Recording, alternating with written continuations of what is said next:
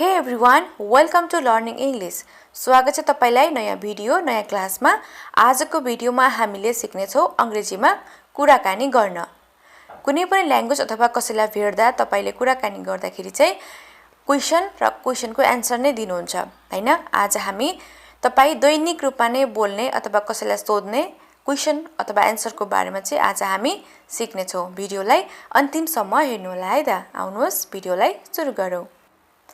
तपाई first time कसैलाई भेट्दै हुनुहुन्छ भने तपाईले पहिला के सोध्नुहुन्छ?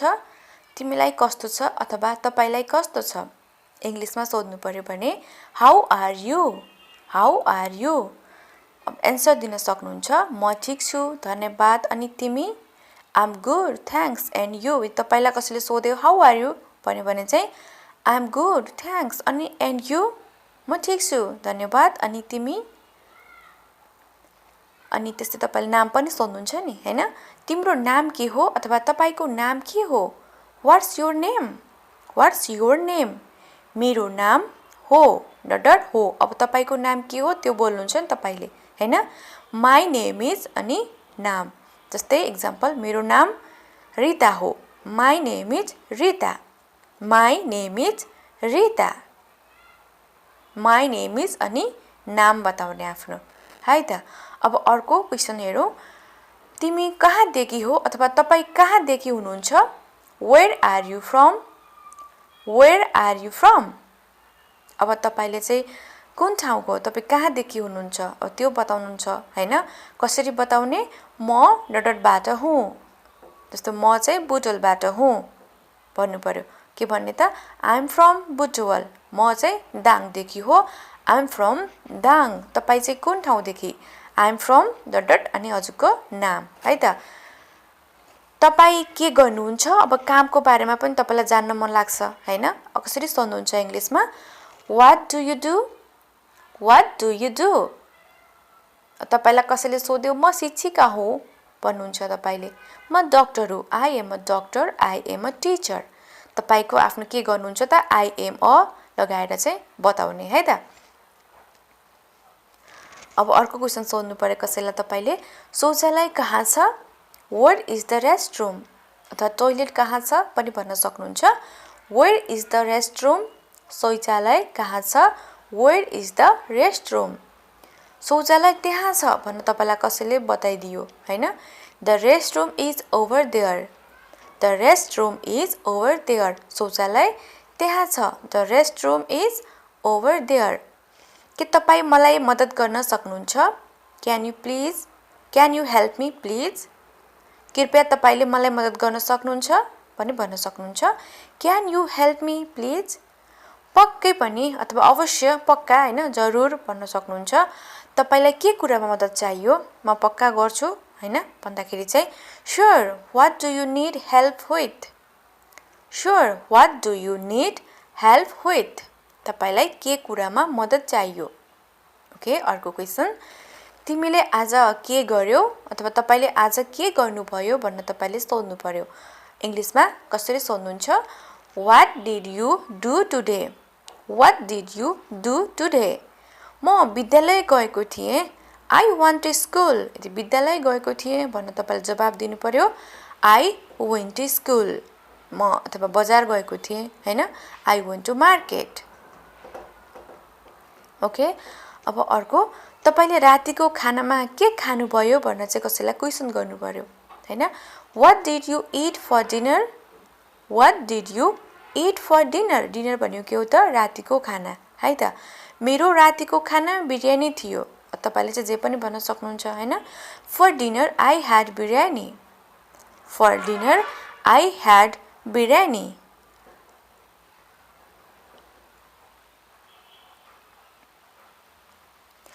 तिम्रो दिन कस्तो थियो?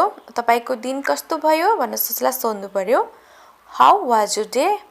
How was your day? एकदमै राम्रो थियो भन्नु पर्यो भने चाहिँ it was great. It was great. मेरो दिन एकदमै राम्रो थियो। इट वाज ग्रेट है त। अथवा ग्रेट पनि भन्न सक्नुहुन्छ है त। एकदमै राम्रो थियो भन्नु पर्यो इट वाज ग्रेट। तिमी अहिले के गर्दैछौ भन्न तपाईले कसैसँग फोनमा हैन कुराकानी गर्दै हुनुहुन्छ भने सोध्नुहुन्छ नि के गर्दैछौ अहिले भनेर इंग्लिशमा कसै सोध्नुहुन्छ What are you doing right now? What are you doing right now? म टिभी हेर्दै छु भन्न पनि जवाफ दिन सक्नुहुन्छ हैन I am watching TV. म टिभी हेर्दै छु I am watching TV. I am watching TV. म टिभी हेर्दै छु तपाईको मनपर्ने रंग के हो What's your favorite color? Favorite भनेको त मनपर्ने हैन कसैको फेभरेट हुन्छ नि What's your favorite color? मेरो मनपर्ने रंग गुलाबी हो My favorite color is pink. Black, green तपाईले जुन हो तपाईले चाहिँ त्यो भन्न सक्नुहुन्छ है त My favorite color is pink, green, yellow हैन त्यो पनि भन्न यसरी नै गरी तपाईले भन्न सक्नुहुन्छ है त तपाईको मनपर्ने शौक के हो तपाईलाई के गर्न चाहिँ रुचि छ हैन What's your favorite hobby? Hobby भनेको के हो त तपाईले केमा रुचि छ शौक हैन What's your favorite hobby? अब तपाईले भन्न सक्नुहुन्छ मेरो मनपर्ने शौक पढ्नु हो My favorite hobby is reading. My favorite hobby is reading. कसैको गीत सुन्न हुन्छ कसैको डान्सिङ गर्न हुन्छ हैन तपाई कति वर्षको हुनुहुन्छ How old are you? अथवा तिम्रो उमेर कति भयो भन्न पनि कसैलाई सोध्नु पर्यो भने चाहिँ How old are you? म 25 वर्षको भए भनेर जवाफ दिनु पर्यो I'm 25 years old. 30 हुनुहुन्छ 30 years old हैन 20 I'm 20 years old. तपाईले चाहिँ जवाफ चाहिँ यसरी गरी नै दिन सक्नुहुन्छ है त अब अर्को आज कति गति हो भन्न सोध्नु पर्यो What's the date today? आज कति गति हो What's the date today?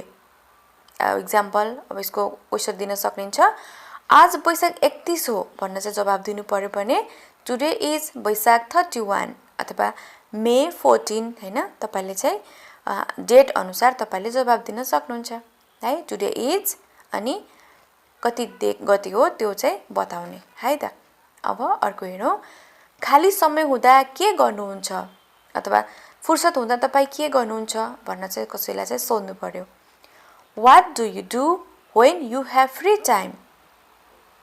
What do you do when you have free time? खाली समय हुँदा म पढ्छु I read when I have free time. I read when I have free time. खाली समय हुँदा म पढ्छु I read when I have free time. Okay. अब तपाईले चाहिँ तपाईको काम पेशा जुन ठाउँमा गर्नुहुन्छ त्यसमा चाहिँ तपाईले गर्ने चाहिँ के हो हैन सोध्नको लागि चाहिँ What's your job अथवा प्रोफेसन भनेर तपाईले सोध्न सक्नुहुन्छ है त What's your job अथवा प्रोफेसन ओके म एक प्रशिक्षक हुँ I am a trainer. म डाक्टर हुँ पनि भन्न सक्नुहुन्छ हैन हस्पिटलमा जानुहुन्छ भने त कुनै रिसेप्सन बन्नुहुन्छ नर्स बन्न सक्नुहुन्छ ओके अब अर्को छ के तपाई यसलाई दोहोराउन सक्नुहुन्छ कृपया Can you repeat that please? प्राय तपाईले चाहिँ कुनै कसैले कुरा गरेको बेला बुझ्नु भएको छैन भने चाहिँ दोहोराउन भन्नुहुन्छ नि हैन कसरी भने Can you repeat that please? अवश्य म यो दोहोराउन सक्छु अथवा म फेरि भन्न सक्छु Sure I can repeat that. Sure I can repeat that.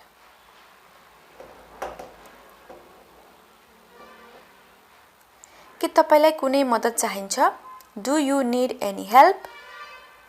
Do you need any help? होइन म ठीक छु पर्दैन भन्न खोजेको चाहिँ के हो त पर्दैन म ठीक छु भनेको है त तपाईलाई चाहिँ सहयोग चाहिएको छैन okay no I am fine no I am fine म ठीक छु होइन पर्दैन है त तपाईलाई चाहिँ यदि मद्दत चाहियो भने चाहिँ yes I need a help पनि भन्न सक्नुहुन्छ है त तपाई के खान चाहनुहुन्छ what do you want to eat what do you want to eat मलाई आइसक्रिम खान मन छ I want to eat ice cream. I want to eat. अब तपाईलाई चाहिँ अरु के खान मन लाग्छ त्यसको चाहिँ यहाँ लेख्ने है त भन्ने I want to eat अनि तपाईलाई मन परेको मन परेको खानेकुरा चाहिँ तपाईले भन्ने okay I want to eat लगाएर तपाईको मनपर्ने मौसम कुन हो what is your favourite season what is your favourite season मेरो मनपर्ने मौसम जाडो हो हैन my favourite season is winter my favourite season is winter मलाई चाहिँ जाडो एकदमै मन पर्छ my favourite season is winter